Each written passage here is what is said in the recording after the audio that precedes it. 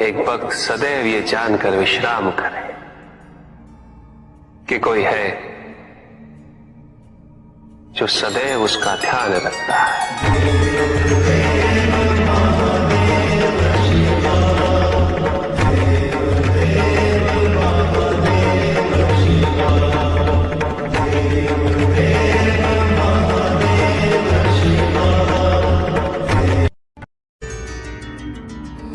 भक्त की भक्ति और उसकी श्रद्धा से प्रसन्न होकर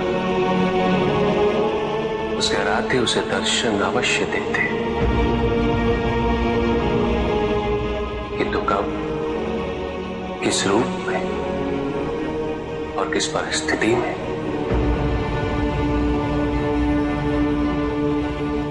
इसका पूर्व ज्ञान होना भक्त के लिए संभव नहीं होता। जब जब भक्त भगवान का ध्यान करता है तब तब भगवान भक्त का ध्यान रखते हैं।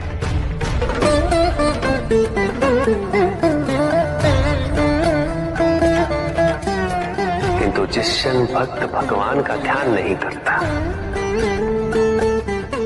तब भी भगवान भक्त का ध्यान रखते हैं। इसलिए तुम्हारा ये कथन उचित है नंदी। मैं व्यस्त हूं और मैं चिरंतन काल से लेके चिरकाल तक व्यस्त रहूंगा। प्रत्येक क्षण प्रत्येक भक्त का ध्यान रखते हैं।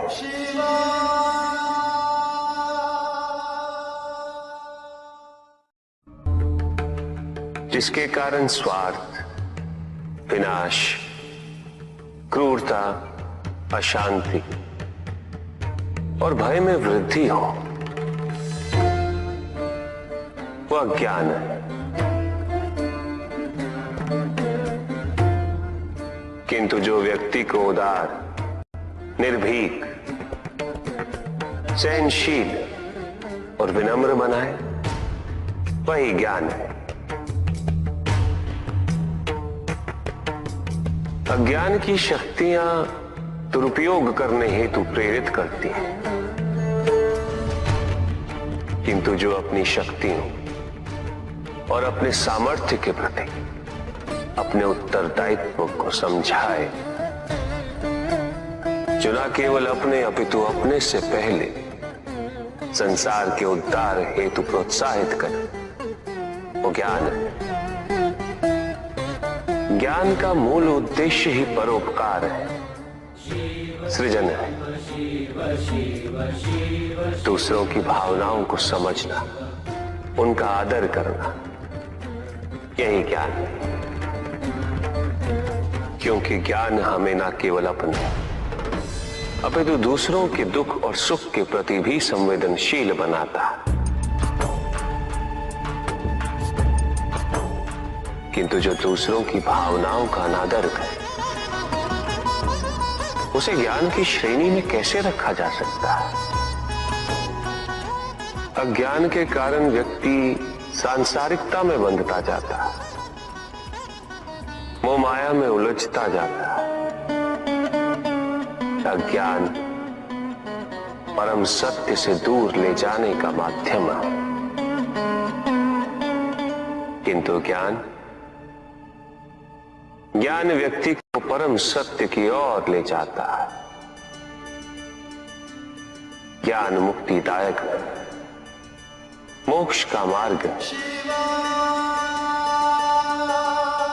और इस मुक्तिदायक ज्ञान का सर्वोच्च रूप है आत्मज्ञान।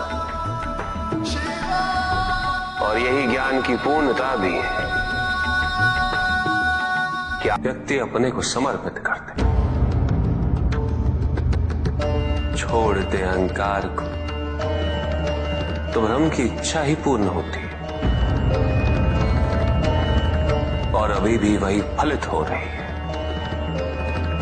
ऐसा नहीं है कि हम उससे भिन्न फलित करा लेंगे, लेकिन व्यक्ति भिन्न फलित कराने में लड़ेंगे, टूटेंगे, नष्ट हो। कुछ भी सुनने और समझने के लिए मन का मौन रहना आवश्यक है। किंतु मन मौन रहना नहीं जानता। वो तो निरंतर कुछ ना कुछ कहता रहता। प्रतिपद शब्दों का आक्रमण चलता रहता है मन पर, और यही आक्रमण है जिसके कारण व्यक्ति कभी भी शब्दों के परे नहीं जा पाता। जहां जीवन की सत्यता का बोध उसकी प्रतीक्षा कर रहा होता। कभी भी किसी व्यक्ति का विवेक, उसके संस्कार, निर्भीकता तथा उसके आचरण की परिपक्वता को परखना हो तो उसे शक्तियों से सुसज्जित करता हूं, पदाधिकार सौंपता हूं। परिणाम स्पष्ट हो जाएगा। प्रभु, यदि आप स्वयं यहाँ कैलाश में उपस्थित हैं, तो प्रतिदिन का संध्या काल पूजन आपके समक्ष क्यों नहीं होता है?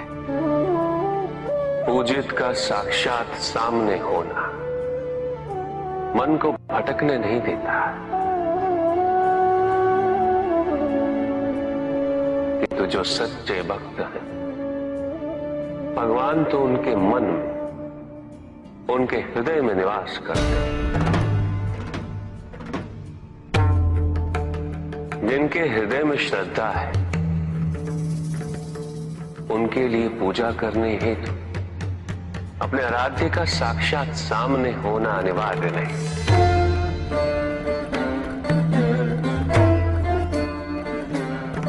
वो तो अपने मन के नेत्रों से प्रतिपल उनके दर्शन पा रहे हैं।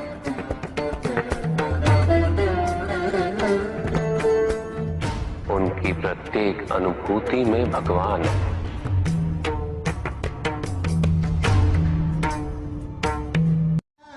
सुख आंतरिक होता है, संतोष आंतरिक होता है। उन्हें बाहरी तत्वों से रेखांकित और परिभाषित नहीं किया जा सकता, आकार से नहीं पाया जा सकता। आकार के आधार पर केवल अहंकार ही उत्पन्न होता है, क्योंकि आकार से तुलना करने का संदर्भ प्राप्त हो जाता है। यदि तुम्हारा आकार छोटा है तो तुमसे भी छोटा कोई ना कोई अवश्य होगा, और यदि उसी प्रकार तुम विशाल हो तो तुमसे भी विशाल इस संसार में कोई ना कोई अवश्य होगा। इसीलिए शरीर या आकार की तुलना करना कभी भी शाश्वत सुख का आधार नहीं बन सकता। युद्ध किसी व्यक्ति से नहीं गणेश, मानसिकता से होता। युद्ध में संघर्ष अच्छाई या बुराई का नहीं होता, सभी में अच्छाई है और बुराई भी है पुत्र। युद्ध तो विचारधाराओं का होता है। व्यक्ति अपने पराक्रम पर, अपनी क्षमता पर